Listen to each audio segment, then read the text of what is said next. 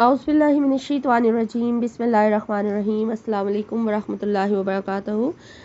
मैं हूँ लैला ख़ान और आप बस आज मैं आप लोगों से जो वजीफ़ा शेयर करने जा रही हूँ वो सूरह अल-फातिहा का अमल है और इस सूरह के फ़ज़ाइल और बरक़ात बेशुमार है। हदीस में है फ़ातिहुल किताब शिफ़ाए मिन कुल्ले दाइन। सूरह फातिहा जो है वो हर मर्ज़ से शिफ़ा है। दर्द चशम यानी आँख का दर्द हो या फिर दर्द शकीका यानी कि हाफ सर में जो दर्द होता है लोगों को वो हो, या फिर कोई बुखार का मसला हो, या चीचक का मसला, नसियान हो, सहर और यानी कि जादू हुआ हो किसी पर, या फिर आपकी कोई हाजत हो, हर चीज़ के लिए सूरह फातिहा का जो अमल है वो बहुत ही मुजारिब है। लेकिन आज मैं जो आपके साथ सूरह अल-फातिहा का अमल शेयर करने जा रही हूँ वो शादी के हवाले से ख़ास है। शादी के हवाले से बहुत ज़्यादा रिक्वेस्ट जमा हो चुकी हैं कि शादी की बंदिश हटाने के लिए कि ऐसा अमल बताएं जिससे शादी रिश्ता जो है उसके ऊपर जो बंदिश लगी हुई है वो हट जाए। और रिश्ते आते हैं लेकिन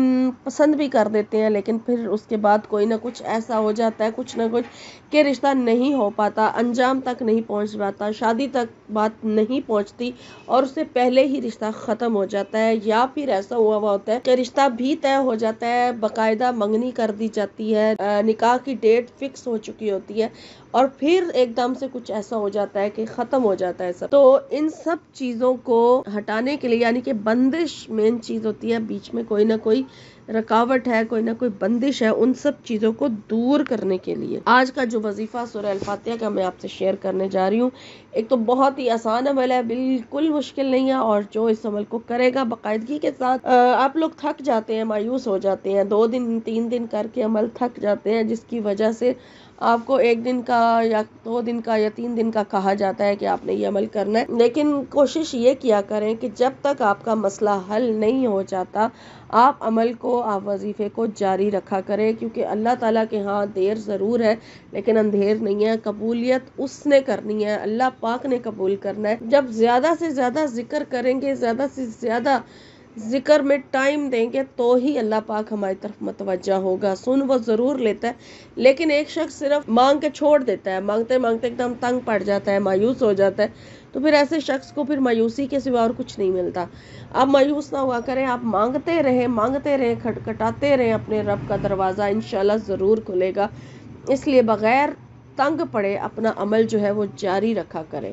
अब जो आज सूरह अल-फातिहा का अमल आपसे शेयर किया जा रहा है वो कोशिश करें कि आपने ये नहीं मुझसे पूछना कि कितने दिन करना है, कितने दिन करना है, आप इसको जारी रखें। इजाज़त लेने की आपको ज़रूरत नहीं है, इजाज़त आम है, कोई भी इससे फ़ायदा उठा सकता है। कुरान पाक की पहली सूरह और हर दर्द की दवा भी है और एक दुआ भी है, और इसके बारे में पहले भी बहुत सारे वज़ाइफ में हदीस के साथ भी बता चुकी हूँ।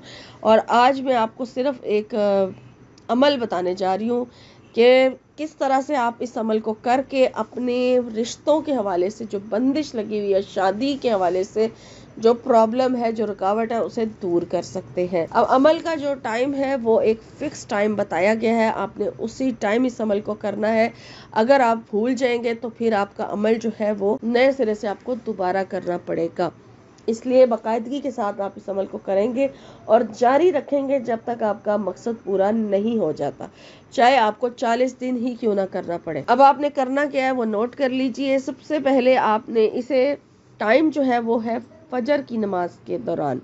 इस अमल को हमने फजर की नमाज के वक्त करना है, और किस तरह से करना है वो सुन लें कि सबसे पहले तो आप फजर की अजान हो जाती है, ठीक है, फजर की जब अजान हो जाए उसके बाद फिर आप जब सुन्नतें अदा कर लें, आप सुन्नतें अदा कर लेते हैं, उसके बाद फिर आपने अभी फर्ज नहीं पढ़ने। फर्ज की अदायगी से पहले आपने सूरह फातिहा पढ़नी है। पहले आप 3 मरतबा, 11 मरतबा, जितनी दफा भी दुरूद शरीफ पढ़ना चाहे पढ़ लें। 11 मरतबा पढ़ लें तो बेहतर है। फिर उसके बाद अपने मकसद की नियत करें, यानी कि शादी के हवाले से जो भी मसला है आप उसकी नियत करें। शादी के हवाले से अगर आपका मसला माल का भी है ना, कि माल का इंतजाम नहीं हो पा रहा, तो उसके लिए भी सूरह फातिहा बहुत मुजरिब है। यानी कि लड़कियों के जहेज का मसला होता है, इंतजाम नहीं हो रहा होता, अखराजात नहीं हो रहे होते पूरे आपके पास, उसकी भी नियत आप कर, शादी के लेके जो भी मसला। अब आपने नियत कर ली, उसके बाद फिर पहले नियत करेंगे, फिर दुरूशी पढ़ेंगे और उसके बाद फिर आपने बिस्मिल्लाहिर्रहमानिर्रहीम जो है उसके साथ सूरह फातिहा को शुरू करना है। अब बिस्मिल्लाहिर्रहमानिर्रहीम जो है वो आपने हर बार बिस्मिल्लाहिर्रहमानिर्रहीम पढ़ के सूरह फातिहा पढ़ी जाएगी। जितनी तादाद सूरह फातिहा की होगी उतनी ही तादाद में बिस्मिल्लाह भी होगी। बिस्मिल्लाहिर्रहमानिर्रहीम के साथ सूरह फातिहा शुरू करें और फिर इसको 41 मरतबा जारी रखें। 41 मरतबा ही बिस्मिल्लाह की तादाद होगी, 41 मरतबा ही सूरह फातिहा होगी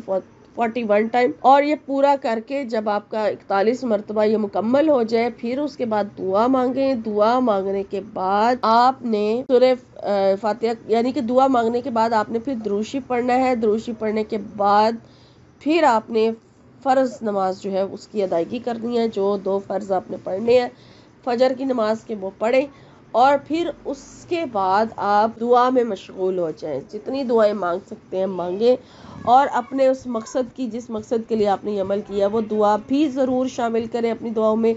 नमाज की अदायगी के बाद इंशाअल्लाह ताला इस अमल की बरकत से आपका शादी का जो भी मसला है वो ज़रूर हल हो जाएगा। और अगर रिश्ते नहीं आते तो रिश्तों की लाइन लग जाएगी, और अगर रिश्ता हो के टूट गया है तो वो वापस, अगर आप चाहते हैं कि वापस जुड़ जाए तो आप ये दुआ भी मांग सकते हैं, वो दोबारा कि वो रिश्ता आपके हक में बेहतर है। अपनी बेहतरी की दुआ ज़रूर साथ करें कि अगर वो आपके हक में बेहतर है तो अल्लाह पाक दोबारा से कोई वसीला बना दे और आप लोगों का आपस में दोबारा से वो रिश्ता जो टूट चुका है वो जुड़ जाए।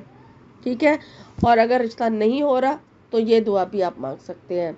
बाकी मैं आपसे जिक्र कर चुकी हूँ, ये बहुत मुजरिब अमल है, बहुत ही बार का आजमाया हुआ बुजुर्गों का, बुजुर्गाने दीन का बार बार का आजमाया हुआ अमल है।